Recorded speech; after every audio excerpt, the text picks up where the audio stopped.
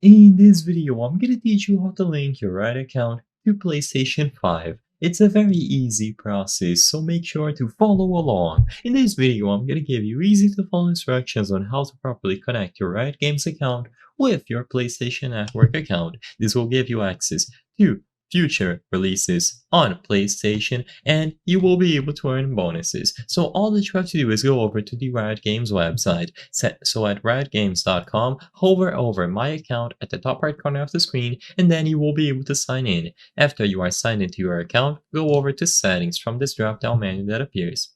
If you scroll down, you will be able to find Connected Accounts, and this is where you will be able to link your Riot Games account to your PlayStation account. So under the options here, you will be able to see Facebook, Apple, Xbox, and then PlayStation. So just go ahead and choose PlayStation. You will get this warning. Just a heads up, you can link an account on PlayStation Network to only one Riot account. Once linked, you will not be able to change it. So keep that in mind. Make sure that this is your main Riot Games account and that you are aware of this detail.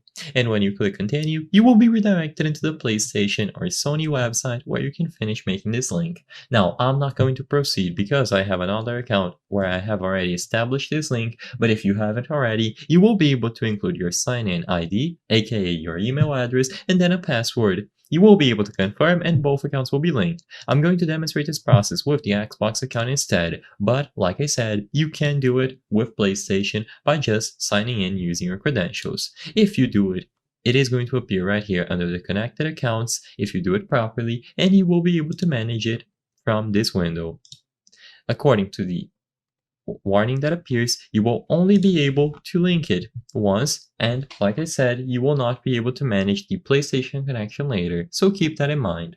I hope I was able to help you on how to link your Riot account to PlayStation 5. If this video helped you, please be sure to leave a like and subscribe for more very easy tips. Thank you for watching!